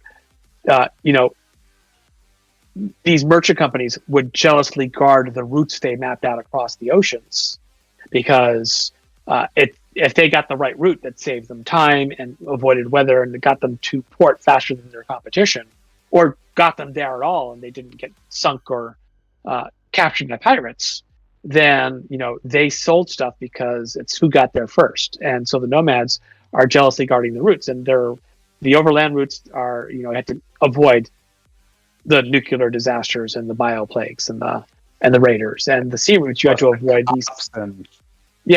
And the sea routes you had to avoid the self-replicating mines, and just little things like you've got to have road to travel on it, and a lot of the roads falling apart. And so the nomads jealously guard their routes and their shipping, but they are not the only ones out there. And some of the nomads have made deals with corporations. Zarafa is dealing with Russian nomad groups that are coming into the port of Night City, and there are East Asian nomad groups who are working with Japanese corporations to bring things from not just Japan, but China, Vietnam, and the South Pacific. There are groups there are groups who don't want to deal with nomads, like Continental Brands, and there's a couple of different groups. And then there's like the Meta own their own shipping company, and they're starting to deal with more and more corporations as a business and not as a nomad pack. So that's. I was going to say, in my game, the Meta are the go-between. They act as the liaisons between the nomads who want to do the shipping or construction or whatever for whoever, and then the static. Yeah, so and you saw a little bit of this in Black Chrome if you read the lore. Like the Jodes are bringing up cars from South America and Central America, because they've got they've invested in the roads, the highways, and the local economy in the South. And there are a lot of Eastern European and Russian Neo-Soviet weapons in Black Chrome, because those are coming in on the same ships that are bringing over Zarafa's stuff and Sovoil's stuff. So you see it if you read between the lines. We've established it. We know it. It's just, and we'll be talking more about it as time goes on. But yeah, Mike, I remember I was in person, and Jay was like, he's like, Jay, I got to tell you something. And he just started drawing maps and showing me the road. And how he sees it. It's like, it goes to this city, and I know, and it's like, yeah, that is cool. And it's something we are going to explore in the future, because those nomad trade routes, those are important. And that is absolutely, that is how the world is getting back to normal, is those trade routes are opening up. Cars are coming in more, and local manufacturing and parts, materials that needed to make in local manufacturing is happening. Agriculture. I mean, the nomads are who's picking the fruits and vegetables. Yep, agriculture is a thing to a point. Continental Brands uses drones for their stuff, and they're supplying a large part of the food. But guerrilla gardening, there are farms outside of Night City in 2045. Yeah, there would be. To spoil a bit. There is a mission in 2077 that you do with River. It's River's personal quest, and at one point, you go to a shutdown farm. That farm was active in 2045. It very specifically, in fact, references that people living on that farm were doing something in 2044. It mentions an event that those people were involved with. That farm is there. There are cows there. We make a cute little reference to that in the Night City Atlas, where we say Jesse James Deli knows a farmer who gets him the beef he needs for his sandwiches. Yeah. Nice. But yeah, there I are mean, farms out there. let There the are cow around a bit first. Yeah, but that's the great thing about the time of the red. Is the time of the red, you have gardeners, you have farmers, you have people trying to be pioneers and make their own rooftop path. gardens and shit. Yeah, and you encounter that in Hope Reborn a couple of times, and we mentioned it in Speech Stories. Yeah, there is a small farming economy in and around Night City, and Continental Brands doesn't like it, and Biotechnica doesn't particularly like it. No, they wouldn't. But it is happening, and it's and then you think about it. It's a shame that in 2077, by 2077, that's gone. But it doesn't have to in your 2077. If you want a more hopeful future, you can. That's a cool campaign too, like a farming collective that grows into something that survives and brings good food to Night City and changes the atmosphere. Or Nomad Collective, uniting all these farms in a unionized labor movement. If you want to play Woody Guthrie, carrying around his guitar that says "This machine kills fascists," go for it. So everyone can read about that in Rusted Chrome coming out in 2027, right? I'm not mentioning Rusted Chrome right now. Rusted Chrome is a flexible project. I will say that. Okay. As long as it's still a project, that's all I need to know. It's a project. What we do with it, and how we do it, with the material is question. But we're up. Everything is up in the air a little right now. Right. Straight talk. Tariffs are weird. Yeah. The economy is weird. Yeah. And, yeah. We may have to end up picking and choosing things down the line, and I don't like the idea, but I have to be aware of it. One of the advantages of being a small corporation company, we're not a corporation, a small company like RTG is we can change and pivot as we need to, and we have several times in the past, and that is just something we can do if we need to. As the world changes, we'll change. Yeah, that was one of the and we'll keep going. Questions was around the tariffs and whether or not it's impacted you yet, and what do you think is the outlook for the fans, right, around products? Oh God, I got no idea. The truth, so we print most of our stuff. We make most of our stuff in the United States and in Canada, book wise. Some things we can't get. GM screens, for example, have to be made overseas. We currently make ours in Germany. Dice come from Poland. And so that is going to change. We may not do another box set for a while because right now dice are going to be really expensive. We may. I don't know. This is a maybe hypothetical. These are not decisions that have been made. Don't quote me on this, please. I don't need to see a video out tomorrow saying role playing for Our Tales Learning Games for swearing box sets. But we need to be aware of it, and we also have to be aware that as the cost of things go up because of the tariffs, spending power goes down, and discretionary spending power goes down, especially. And role-playing games are a discretionary purchase. Yes. They are a luxury product. They are not food. And because of that, we have to be aware that even if we're fine, even if tomorrow, even if 6 months from now, all our suppliers are charging us the same thing they were 6 months ago, that doesn't mean that our buyers, our fans and gamers, are buying as many things. And so we have to be aware of that. And so we're staying flexible. Yep. That's one of the reasons Trauma Deck came out as a print-on-demand product, for example. Not because tariffs had had, but because actually the NetRunning deck sold great. The NetRunning deck sold out, as a matter of fact. But I got 2 copies. That was what I had disposable income. Yeah, looking at the way the world was going, we saw that printing card decks right now may not be the best choice for card decks cost more to make than a book in terms of how much you charge. So they have a a narrower margin unless you charge a lot. We didn't feel like we're trying to avoid raising prices where we can, and we're not. It's something we may not be successful at.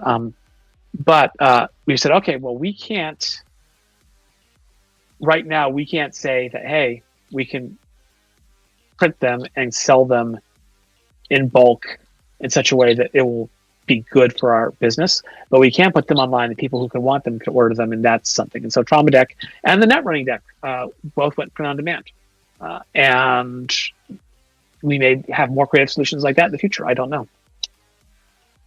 Got it. Again, possibilities, and everything the could entire change industry's tomorrow. grappling with this. Yeah. Businesses. Some businesses have already shut down. Greater Than Games, for example, has already shut down. Other businesses are like, oh, we're canceling these projects. And others are saying we're putting these projects on hold until we know better. So it's a wild time for the industry. And Yep. we have to be careful because in the end, A, we want to continue making great stuff. We love our jobs. But B, we want to be able to pay everybody's salaries and make sure they have enough money to eat and pay their rent, because that's really important. Yep. Well, on to happier news, I hope. Happier news, yes, please. Sorry. So the Edgerunner DLC, you had mentioned that has become its own project. Is there any status on that? Okay, so Edgerunner DLC was a concept, and it grew and it grew and it grew and it grew and it grew. And as we're working on the 2077 book, we're realizing that it's become a much more core concept. And as a result, the Edgerunner DLC got folded into the full Edgerunner book. As a result, what was going to be in that DLC is going to be in the Edgerunner book. I may, in the future, if I get I have a day, and there are times where I'll be like, oh, I have an idea, and for the next 3 days, I'll bang that idea out. Or James will do the same thing, and we'll say, okay, I've got this. I'm far enough along in this project that I can put it on hold. I can afford to chase. That's one of the wonderful things about working for RTG is they let you do this. I can afford to chase this concept, this wild concept. Our DLCs came from this very thing. I can afford to chase this weird concept I have for a few days, and then I'll go back to the big project. And so I may get a concept and say, hey, or James may, and we may put it, and it may fit the Edgerunners paradigm more than it does Cyberpunk Red, so there may be another one. But the actual stuff that was going to be in that third expansion, it's just we're looking at saying, this is just it's core stuff. It's stuff that really needs to be in the core rulebook, and it's going to make a lot more sense there. So we folded it into the outline of the core rulebook. That works. Yeah. And I apologize because it would have been cool things, and it may well be that I'll come up with a second, Karaoke Night was, which was the second DLC, was literally a thing I improvised to run for some shopkeepers, some store owners at Trade Expo, to show them the Edgerunners box set, to show it off. I was like, this is so cool. I'll go write an adventure. Something like that may come up again. I may come from home for Gen Con and go, wow, I really enjoyed that thing I did off the top of my head. Sometimes that's the best stuff. Yeah, and something will come out of it, or maybe that James and I are at PAX Unplugged, and James and I are like, "Oh, have you thought about this?" And that this happens often. Then we'll instead of going out to a bar that night or whatever, we'll go to one of our hotel rooms and we will spend the next 3-4 hours writing. And something may come of it, but I can't make any promises. And the truth is that the 2077 era doesn't allow for the strongest, the same expansion of concept ideas that Red does, because there are more restrictions, because it's not an era we're directly in charge of. Right. Which isn't to say it's not possible. It is, but I can't make any promises. But I can say the stuff that was going to be in the third DLC is really cool. It was so cool that we just needed to put it in and say, hey, this exists. But Yeah, I will say that's going to not come out at all. yeah, absolutely. And I will say the first DLC, which was enhancements, the concept of cyberware enhancements is something you're going to see again down the road too. Cool. So stuff's going to come out of that. Awesome. The other thing is, I saw that there was a poll about Cyberpunk Red rules last month, asking, what should be added or folded in. So to me, it seemed like it was hinting at a possible second edition of Cyberpunk Red, or was that just me making conjecture? You can guess all you want, but basically it was just every once in a while I get a question, I get an idea. I'm like, oh, and we've done this before. We did a poll where it's like, I just wanted to see what people are engaging with more than anything else. Mm-hmm. And I want to see, what are people using? What do we put out there? Because it's not like we have focus groups or or I go to everybody's house and watch everybody's game and see. There's no central database. Video games with online components have it really easy because, CD Projekt Red can go into, collect all the Cyberpunk data and know that 73% of users romance Judy. Or whatever, or Pam, or River, or Carrie. They can know how that breakdown. They can know that, this gun was used more often than this gun. They get the stats. We don't get that advantage. So the only way we can know is to ask. And after years of putting out DLC with new concepts and new rules and new, stuff, and I wanted to see which rules were being used. And I thought the question of which do you think are core, which do you think are essential, which do you think should be there, was a more interesting question than which ones have you used in your home game. Right. Because some games aren't. No one's going to say roller derby belongs in the core rulebook. But I'm curious to see which rules people thought of are so important to their table game, to what's going on in their campaign, that they consider it core. That's like it's core, but somewhere else. And I thought it was a more interesting question. That's all there really was to it. I like to know which. I'm sure. Curious. Martial arts are going to be added to that. well, yeah. I mean, I'm curious which weapons people find use more. It's like what's our core gun? What's our go-to gun now that we have Toggle's Temple out? Which NPCs show up more often than not? Because that tells me which NPCs maybe I want to use more. So like those questions, collecting that data, it's like backwards playtesting. It helps me understand better how the game is being played, what parts of the game people are engaging with, and then lets me know what part of the game, what things to explore more in the future.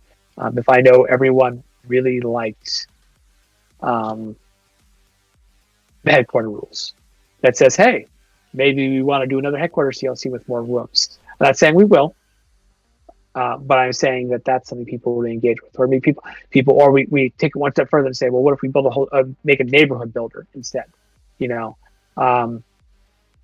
People, what it tells me is people like building permanent stuff. People are not playing I have a go bag and I'm always ready to move to the next place. People want to build things.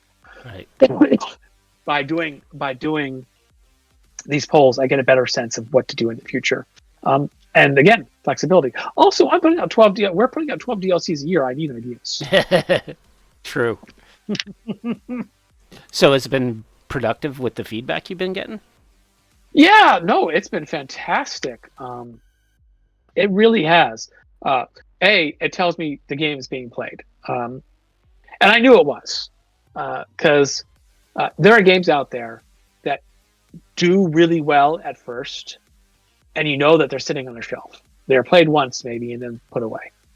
And then there are games that people play and they keep playing. And it's their main game, or it's a game they keep coming back to, or it's a game new people are picking up, and it tells me that it's being played enough that these things matter. And that's really important to me, because we don't like, Mike said this, I don't want to make a game no one's playing. And I think he's right. So that's important. But also, yeah, it tells me what you like, what people like, which characters are interesting. It's like I made 3-Piece and Brain and Bug up. They are the family that owns and operates Short Circuit. And Short Circuit's always been this cool kind of background iconic bar in Cyberpunk. It's existed since 2013, the original edition. And I made it the characters who own it in 2045, and I kind of put them in a thing, and I never thought about it, but people really engage. And I started hearing, yeah, Three Piece is the market we went to, or Rex Royale from the apartment. Rex became like the fixer for their game, or Hornet, Mr. Kernigan. These characters are being used, and it's ego flattering. It's flattering to my ego that people are like engaged. It's nice to see. It's flattering for my ego, but it's also nice to see because people talk about Johnny and Rogue, and Morgan Blackhand, and Raish Bartmoss. It's nice to see people are engaging with Red characters on a game to game basis in the same way that people did 2020 characters. Yep. That's fantastic. But it also tells me it also shows me where holes are. Like if someone's saying, I'm never using a character in this role, it's like, well, maybe we haven't introduced a good iconic character in that role or in that niche, and we need to. Right. Yeah, I mean, for me, the popularity of Cyberpunk Red, I just, every time I go to like Drive-Thru RPG, one of your supplements is always in the top 10. So I am amazingly grateful for that. So, hey, thank you for that. I want to also thank Meredith, who is our liaison at Roll20 / Drive-Thru RPG / Demiplane, because it's all kind of one amorphous blob now. right. She works really hard to work with us to make sure when we have new things, they end up in newsletters, that we take advantage of the resources they have, that when we have weird ideas, she works with us to make sure they happen, even when they're spontaneous. Like Rob, Interface War Red Volume 4 came out, and Rob was like, I'm going to put the other 3 volumes on sale because it's doing so well. And Meredith was like, okay, here, we're going to make a graphic, we're going to put the sale up, we're going to get this done, even though I'm busy with other things, because I think it's important. And so I'm really grateful. But yes, I'm really grateful to everyone that keeps coming in and keeps buying new things, people coming in. It's fantastic. It's heartwarming to see. And it's important because we live in a society, and our society is driven by money. And when we make money, we can make new things. Yep. Yeah, and that's something I kind of always stressed on my site, because if people are always looking at my utility like, oh, why can't you have this or better description? I'm like, no, man, go buy the book, keep these people employed, so I have more material that I can use in my own site. Yeah, and it's a balancing act. Yeah. We hate saying no, you can't do blah blah blah blah blah. But at the same time, yeah, we've got to try. I'm aware that in 5 minutes from now, if I truly wanted to, I can download every piece of Cyberpunk Red content, paid Cyberpunk Red content there is from some site to my hard drive. Also with probably some viruses, but for free because pirates exist. And if you have pirated our game, I hope you enjoyed it. Please consider buying and supporting it, because that's how new stuff gets made. New stuff gets paid for with money made on the past products. That's just how economy works. Yeah. So please consider supporting it. I know there's this, if it, information must be free punk mythos of this, but it's also punk to support those people you think are worth supporting. Exactly. In my opinion.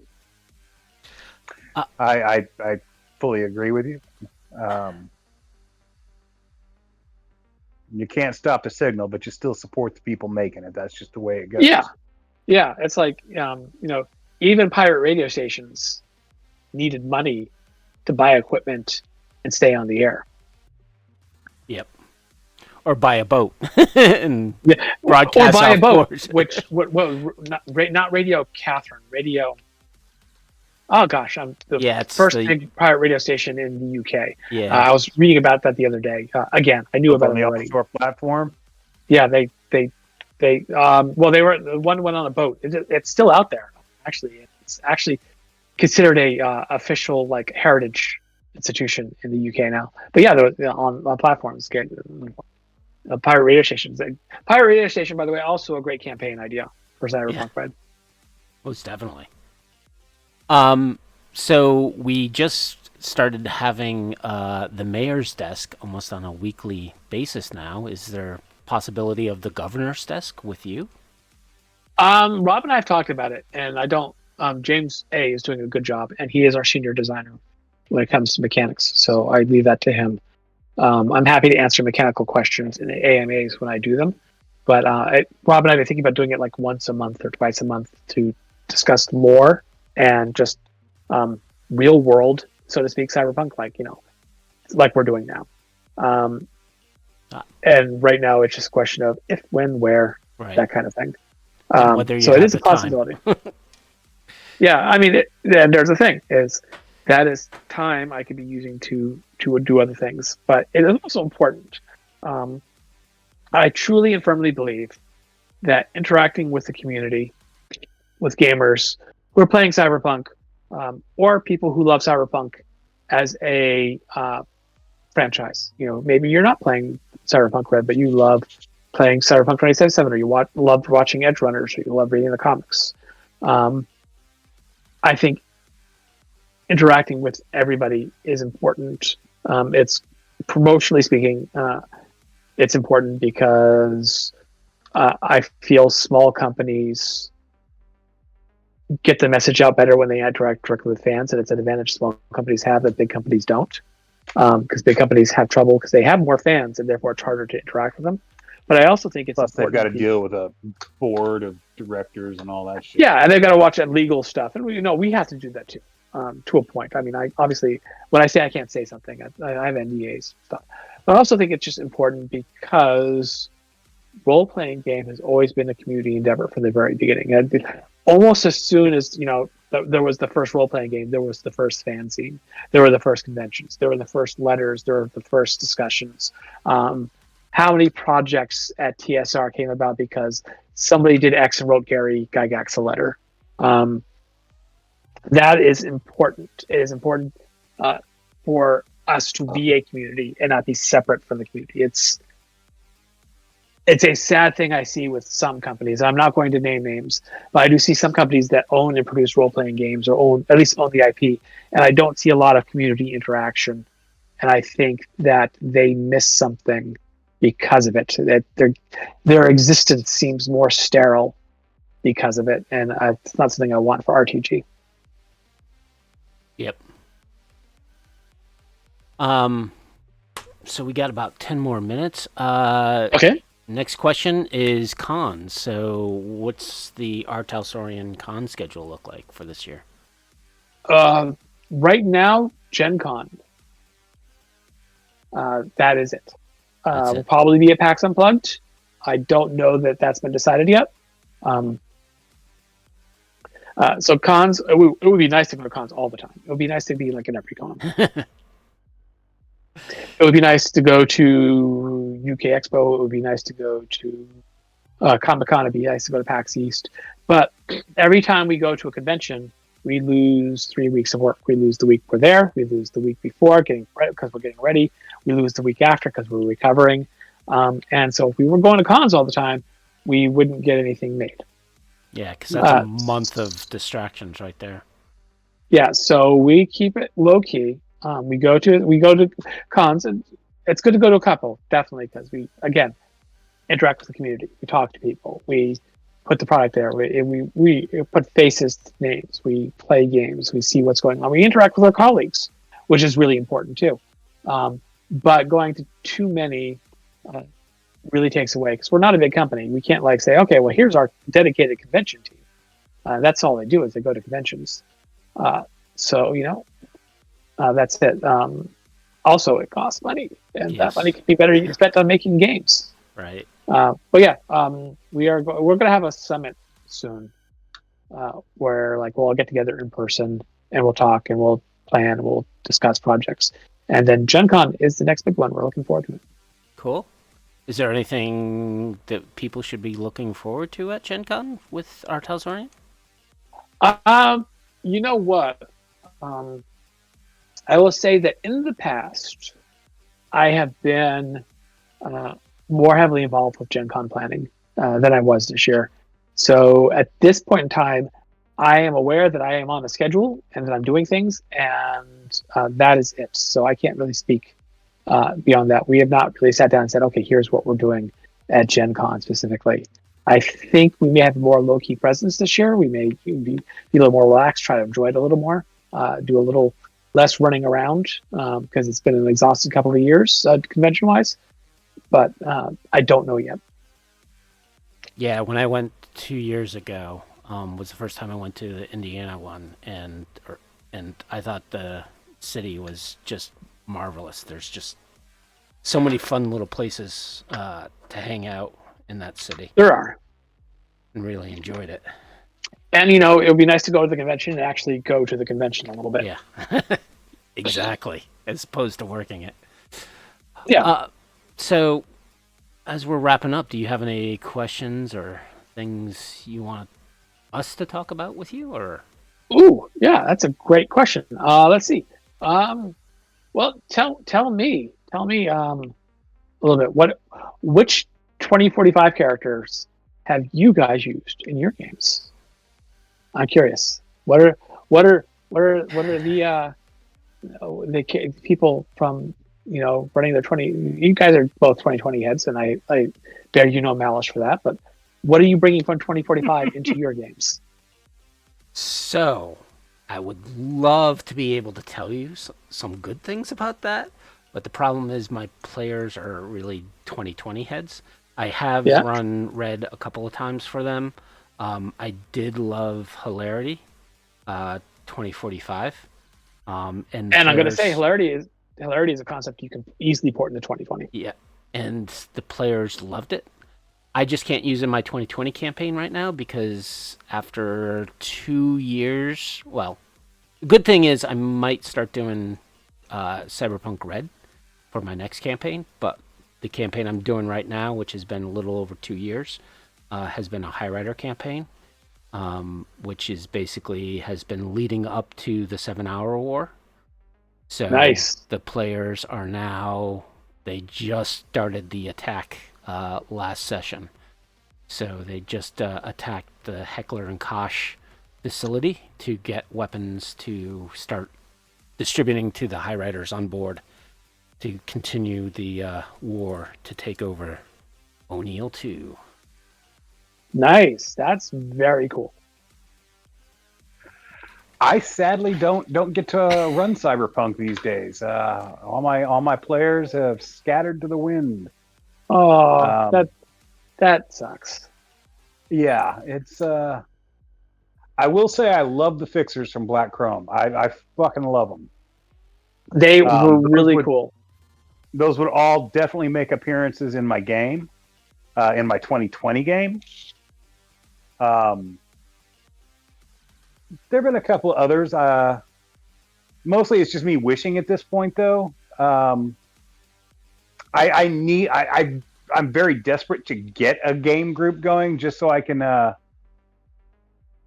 just so I can run that live play of Shadow Scar that Terabella wanted me to do. That would be cool. Yeah, the logistics is the problem. Yeah, the truth is like my online players all live on different continents, except for Will and Joe. And my real life players, they've all got wives and children, and for some reason their priorities are all out of whack, and they're putting them ahead of me. I don't know what's going on. Life, universe, everything. Yeah, I lost a player 2.5 years ago to him having a child. This is the death knell of fun, I'm telling you. Kids it are is horrible pets. Well, yeah, but the nice thing is eventually they get old enough you can game with them. That is true. Yeah, but that takes so long. It does. I have had some wonderful games with my kids, though. Meantime, they smell bad and they're loud. Eat all your food, play with your toys and break them. I mean, just horrible pets. Wow. Yes. So my hope is trying to do something with Red in a year or so, and trying to get that up and running because I tried to get into playing. There was actually a live play I joined, except that group fell apart.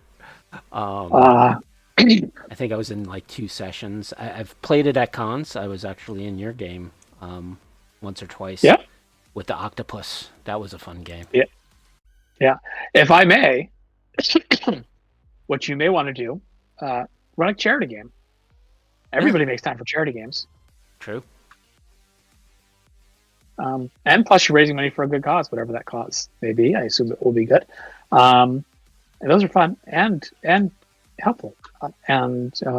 I find that charity games, people are more willing to make room in their schedule. And if it's a one-off, and then people at least know. And at least it's not the same as a campaign, absolutely, but at least you're playing. Yes. I will be running a game at Gen Con. I mentioned it's probably already full. I have elected to be stingy in my because I've been not stuck, but I've been in the game room for the last couple of cons for the most part, and run my fair share of games. And I miss being in the booth because it's a different energy, and I get to talk to different people, or at least different people in different context. And so I asked to do more booth time this year and to do fewer games. But I will be running a game called Pub Crawl, and it's gonna be fun. But like I said, it's probably full by now. I think most of the stuff, no matter how many games we put in, they always fill up pretty quickly. That's just the nature. But keep an eye on it. You never know, something may drop out. Yeah. And just be aware, we'll be running I think regular on the hour game, short games of Shadowscar and Red and the Edge Runners Mission Kit for people to enjoy. And those are usually drop in. Okay, so first off, thank you, Jay, for joining us yet again. Absolutely. You have always been a pleasure to talk with. Filled up 2 hours, which seemed like just the time sped by, man. Oh, it's pretty easy for me to babble. But thank you. I hope everyone enjoyed my random rants. When you asked me one question, I answered 5 others. Yes. And then eventually maybe answered the actual question you asked me. You guys are a delight, and I appreciate it. And I've said it before, and I'll say it again. Thank you for everything you're doing in preserving the history of the game. The lore is easy to preserve because it is in the books, but the interviews you do, both with new creators and older creators, preserves the actual history of the game, and that's just as important, if not more so, because, as we discussed earlier, Cyberpunk is a creation of many hands, and those hands deserve to be heard and acknowledged. Oh, you're making me blush. Yeah, I mean, we do it because we love it. So, and you're It's all literally just a the bonus only for people us. who do it. So, thank you. Well, it's the least we can do for the community we love so much. yeah, giving back to what has given us so very much. Exactly. All right, so we're going to wrap up. Thanks again, Jay. You can check Jay's products out at our Talsorian. Cyberpunk Red. Almost everything that gets pushed out has his name on it, or at least his little fingers touching it. So definitely- Somewhere, yeah. yeah. It all flows to me at some point, only because I did the layout on it. Yes. He's the new Quintanar of our Talsorian. Mike brings up Derek's name every once in a while and says, "I just need you to be a Derek." And I'm like, I think I understand what that means. But yeah, I will say it is like that. Like there's, behind every game, there is always at least one person who is making sure things keep on track. Because if you think getting a campaign, a regular game running is hard, try getting like a game line running and being consistent and on time. Yeah, I can only imagine. And producing quality products. Thank you. I do appreciate that you think so. So, all right. So we're going to do the wrap up. Again, thank you for attending. So I am Cyber Smiley. You can check me out at cybersmiley.net. I also have a Discord that you can join. There's a bunch of 2020 players as well as Red, as well as Combat Zone. So I've been playing a lot of Combat Zone these past couple of months. I just launched a Combat Zone army builder on my site. A lot of traction on that, so it's nice to get back to my site and do some modifications. You can also, on many Discords, I'm on Artasaurian's Discord, Monster Fight Club Discord, tons of Cyberpunk Discords. So if you do at Cybersmiley, there's a good chance you're going to hit me. I'm also on the Cyberpunk Red Reddit and the Cyberpunk 2020 Reddit and the Cyberpunk Combat Zone Reddit. I just joined Blue Sky, so I'm at Cybersmiley. I forget what the handle is there. So I'm putting a toe into the waters of social media again. I am not on Facebook. I'm not on Instagram. I'm not on X, Twitter, or whatever it's called now. So that's where you can check me out. I am the co-host Wisdom 000. My name is Derek Bernier. I run Data Fortress 2020. As well, I am the administrator for both the Data Fortress 2020 and one of the admins for Cyberpunk 2020 Facebook groups, as well as the Cybernation Uncensored Facebook group. You can find me at any of those. You can find me at most of the Cyberpunk Discords, especially Smiley's. That's where I hang out most. I lurk more than anything else. Same with Reddit. I'm on all the Cyberpunk stuff there, where I mostly lurk.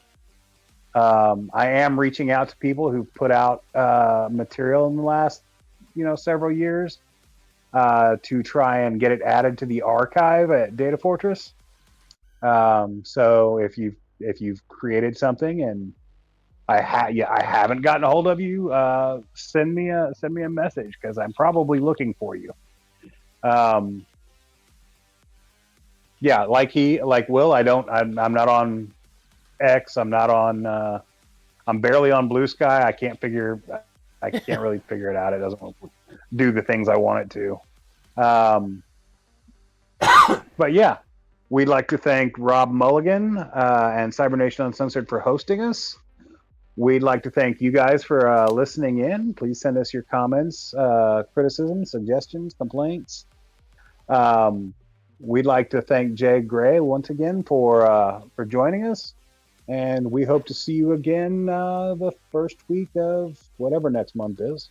Yes, we have a guarantee that we will be talking to Melissa Wong, one of the new generation of cyberpunk writers. So stay tuned for that one.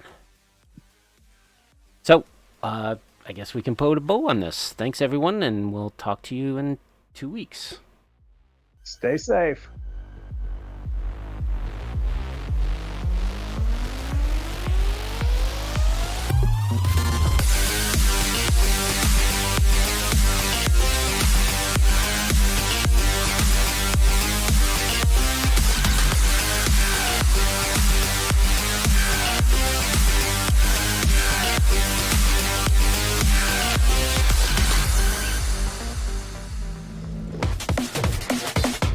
Cybernation Uncensored.